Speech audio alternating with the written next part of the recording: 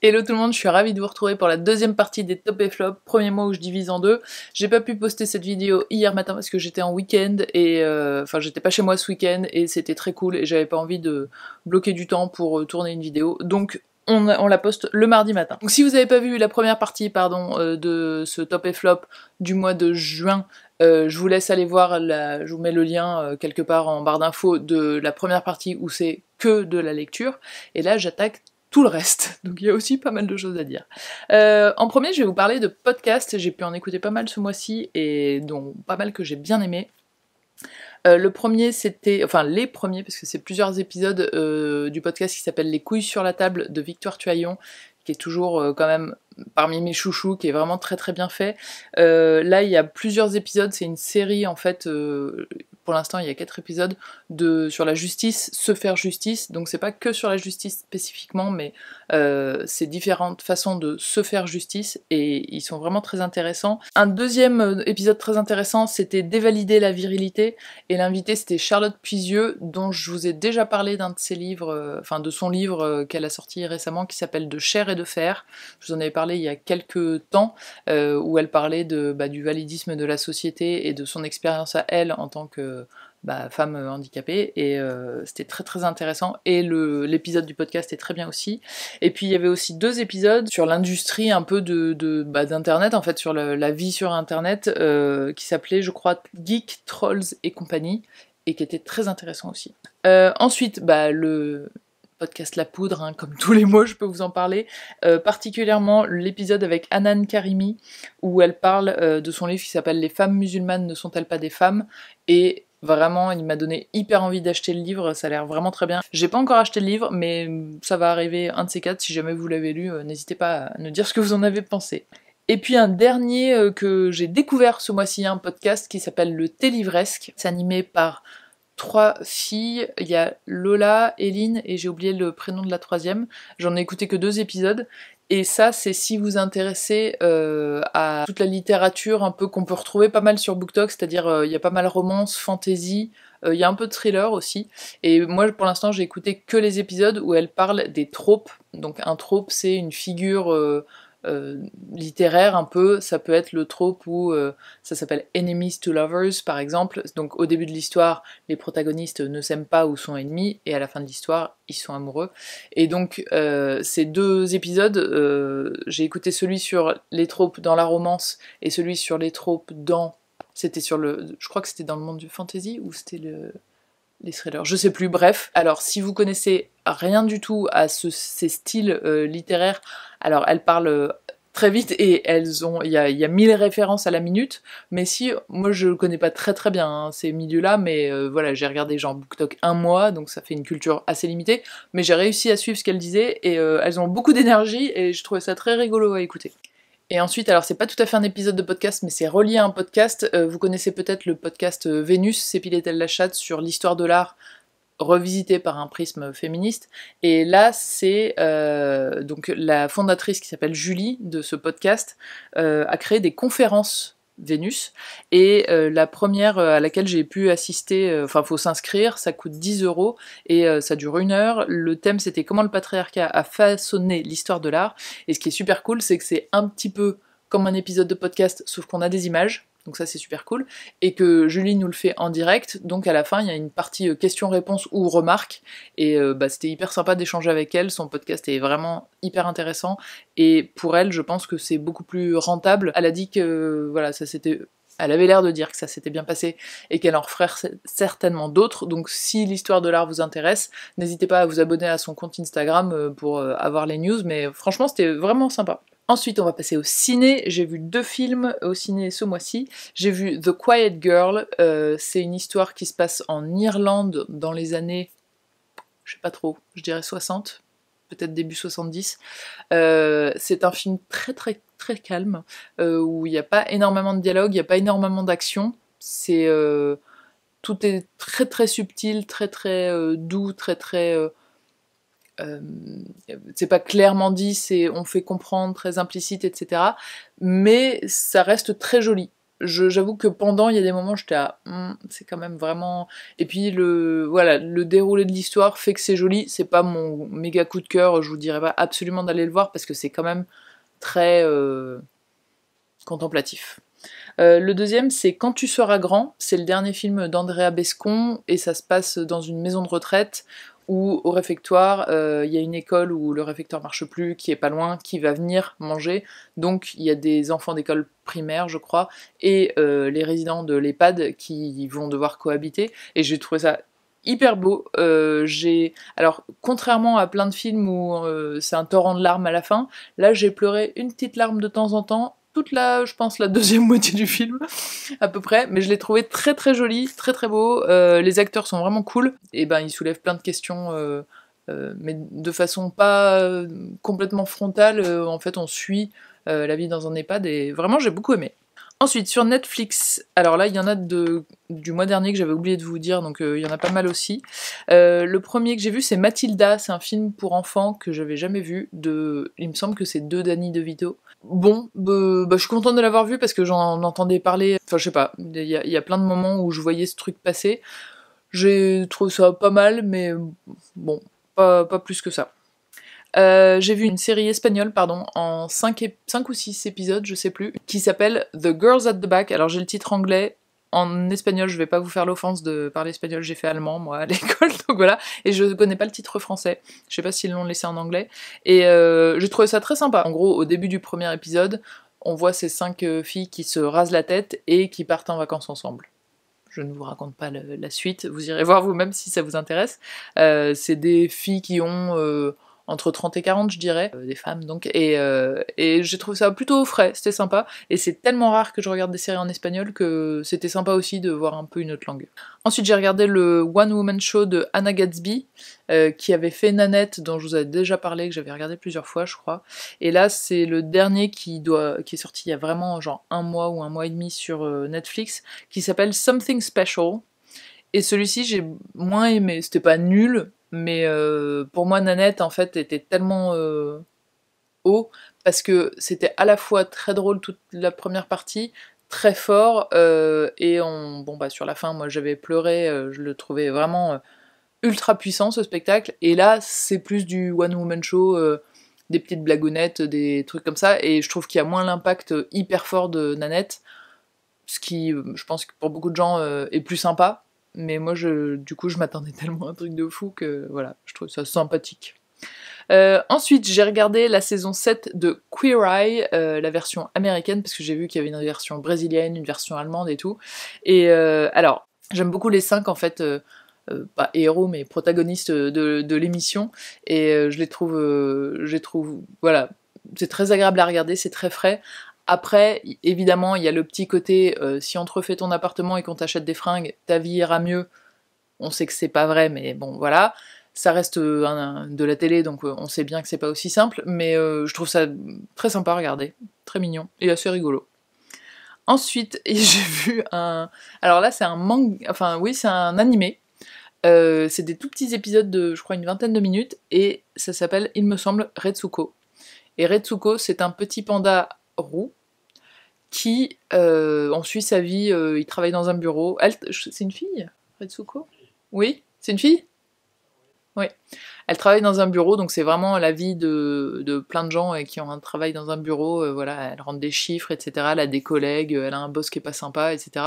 C'est que des animaux hyper mignons, il y a une petite biche, il y a un pan, enfin voilà, c'est vraiment les animaux kawaii avec les grands yeux, tout ronds, avec des couleurs pastel, vraiment super chou. Sauf que Retsuko, elle a des petites colères, de temps en temps, je sais pas si c'est de l'anxiété ou... Enfin bref, elle a besoin que ça sorte, et là elle se met à chanter du métal. Souvent c'est quand elle se cache dans les toilettes de son taf et tout. Et du coup c'est assez drôle. C'est bon, je sais pas si je regarderai ça toute la journée, mais un petit de temps en temps c'est rigolo. Ensuite, j'ai vu un film qui s'appelle Luckiest Girl Alive, qui est avec Mila Kunis, où c'est un... Comment je pourrais dire? Ouais, c'est un drame où en gros le pitch, ce qu'on sait depuis le début, c'est que elle a survécu à une fusillade dans une école. Là, maintenant, elle a une trentaine d'années, donc c'était il y a 10-15 ans. Et on comprend que son attitude ou son rôle dans la fusillade est un peu équivoque et que certains disent qu'elle a fait ci ou ça et qu'elle, elle dit contre... Enfin, qu'elle, en tout cas, s'est jamais exprimée publiquement. Et donc, on comprend que c'est une histoire très complexe. Et j'ai fini ce film sans savoir trop quoi en penser. J'étais un peu... comme ça. Et la magie de YouTube, je suis allée voir sur YouTube des avis. Et en fait, j'ai trouvé une vidéo qui était vraiment hyper bien faite, donc je vous la mettrai en barre d'infos. Elle est en anglais, mais elle est vraiment cool. C'est un film qui est tiré d'un livre, et en fait, la fille qui fait cette vidéo a lu le livre et ensuite a vu le film. Elle dit que l'adaptation est pas trop mal, etc., mais que le personnage central, donc joué par Mila Kunis, a 1000 fois plus de nuances et de caractère et de relief et tout ça dans le livre, et forcément l'histoire aussi parce qu'on a plus le temps de développer. Et donc là j'attends d'oublier un peu le film, et je pense que je lirai le livre pour me replonger dedans. Après c'est pas une histoire, c'est pas une rom-com du tout, hein, c'est un peu... Il y a des thèmes durs, donc trigger warning, regardez bien de quoi ça parle, mais voilà, ça m'a donné envie de le lire en tout cas. Ensuite j'ai regardé Your Place or Mine. Alors là on est sur la comédie romantique américaine de base, avec Reese Witherspoon et Ashton Kutcher, qui dans la vie est le boyfriend de Mila Kunis dont je viens de parler juste avant. Et alors là, oh là là, pourtant je peux être assez cliente de comédie romantique, hein, mais là, nul. Enfin moi j'ai trouvé ça vraiment nul, je crois que j'ai regardé peut-être 25 minutes avant de commencer à passer en accéléré. Toute la fin, j'ai passé en accéléré. En gros, ils sont à distance, donc on voit des gens se téléphoner, quoi. Tout le long, tout le film. Alors, s'il y en a parmi vous qui ont adoré, n'hésitez pas à le dire, hein, mais... voilà, moi j'ai trouvé ça vraiment pas bien. Et enfin, j'ai commencé... Je crois que c'est sur les conseils de quelqu'un parmi vous. Ah non, c'est sur les conseils de une des chroniqueuses dans l'épisode des couilles sur la table sur Geek Troll, etc., qui parle de Intimacy. Là, c'est une série espagnole aussi, ça se passe à Bilbao, et c'est une femme politique dont est diffusée un jour à la télé une vidéo très très privée. Alors j'ai vu un ou deux épisodes, je sais plus, je crois que j'ai vu que 2 épisodes, mais pour l'instant j'aime bien le ton. Alors je vous en reparlerai le mois prochain quand je l'aurai fini, mais j'ai bien aimé pour l'instant. Ensuite, donc là on sort de Netflix et on va sur Arte. J'ai vu une mini-série qui s'appelle 5 Years, où là on est en République tchèque. On suit une jeune fille qui veut être journaliste, qui veut être autrice, et qui a vécu des choses très dures personnellement, et qui veut ou ne veut pas, enfin qui veut écrire dessus, mais elle est pas sûre de comment, etc. Et elle recherche aussi à elle mieux vivre avec, on va dire. Pendant que je regardais cette série, je l'ai trouvée bien. Après, à la fin, je me suis pas dit ah waouh, amazing. C'était pareil, c'était en tchèque, donc autant vous dire que c'est quand même plus que rare que je regarde des séries en tchèque. Donc ça, c'était chouette. Mais la série pose des questions intéressantes quand même. Ensuite, je me rends compte qu'il y a tellement de trucs avec des violences dont je vous parle. Pareil, trigger warning, allez voir les sujets pour être sûr que vous avez envie de voir ce genre de sujet.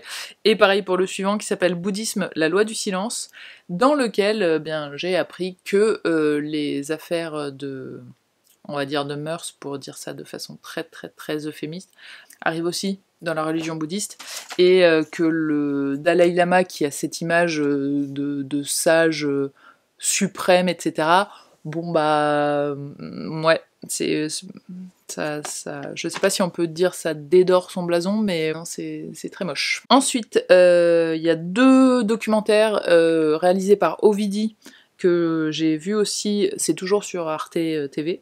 Le premier, c'est Tu enfanteras dans la douleur, et s'il y en a un des 2 à regarder, regardez vraiment celui-là parce que il est un peu fou.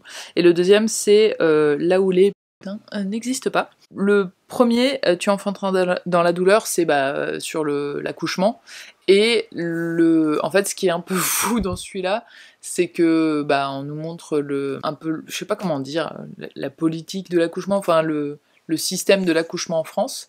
Et on nous montre un truc dont je n'avais jamais entendu parler, c'est une technique d'accouchement sans douleur qui a été mis au point par, à l'époque, les soviétiques dans les années, je crois 80, 70-80, qui a été importé en France par un médecin qui avait une clinique et qui faisait ça et qui, vraiment, à base d'exercices de respiration, etc., les femmes accouchaient sans anesthésie et sans douleur. Et en fait, ça a été fermé, ce truc de un peu un beau jour, on comprend pas trop pourquoi, et je sais pas pourquoi, j'ai jamais entendu parler de ça. Alors, moi j'ai jamais accouché, mais c'est un sujet qui m'intéresse plutôt, donc, et je comprends pas pourquoi ça aurait été fermé. Je vois pas de raison valable en fait, et enfin c'était fou. Donc ça m'a donné envie de chercher ce truc-là. Si vous avez des infos ou des livres d'ailleurs sur cette méthode, ou pourquoi ça a fermé, pourquoi on n'en a pas voulu en France et tout, n'hésitez pas. Et le deuxième, c'est sur le système suédois où la prostitution, pardon, est complètement interdite, niée, enfin voilà, c'est comme si elle n'existait pas, comme si, en tout cas pour l'État, ils disent que ça n'existe pas, et elle montre Ovidie l'effet pervers ou négatif que ça a eu, ou que ça a, sur le fonctionnement de la société et l'attitude de la société par rapport à des femmes qui se sont prostituées, même sur des périodes très courtes, mais peu importe la période, et je l'ai trouvé très intéressant aussi. Ensuite, j'ai pu voir, grâce à une copine, le documentaire qui s'appelle Still, et je crois, je sais pas si c'est sur Apple TV ou sur Canal, enfin bon bref, et c'est un documentaire sur Michael J. Fox, le héros de Retour vers le futur, de Sin City et tout ça, qui a la maladie de Parkinson. Et donc là, on le voit aujourd'hui, il témoigne et il raconte son expérience, sa vie, quand est-ce qu'il a découvert sa maladie, quand est-ce qu'il l'a révélée, comment il faisait pour continuer à travailler, etc. Hyper intéressant, vraiment, vraiment bien. Ensuite, sur France TV, je crois que c'est sur France TV /, j'ai vu la dernière saison de la série documentaire d'Océan. Donc Océan, c'est un homme trans qui a fait une série documentaire, il me semble qu'il y a 10 épisodes à chaque fois. La première saison, c'était sur sa transition. La deuxième saison, c'était sur les personnes trans et minorisées avec un autre critère, c'est-à-dire une fois c'était sur la grossophobie envers les personnes trans, une fois c'était le racisme, une fois c'était les violences obstétriques, etc.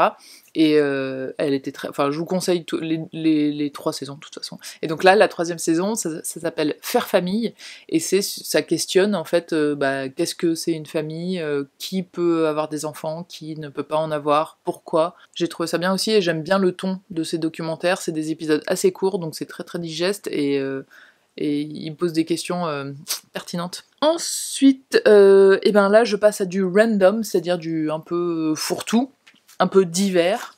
Qu'est-ce que je vais vous dire en proms? J'ai une vidéo qui arrive la semaine prochaine d'un tuto couture pour se faire ça, une trousse. Attention, je suis un peu fière de ma création, j'avoue. Donc il y a un élastique autour, et hop là. Moi j'ai mis tous mes crayons pastels que j'adore, et ça peut être adapté évidemment pour des pinceaux, des feutres, des aiguilles à tricoter, ce que vous voulez. Donc je suis en train de... J'ai filmé déjà, et je vous fais le montage, et je vous montre ça la prochaine fois. Je suis assez fan de cette création pour une fois.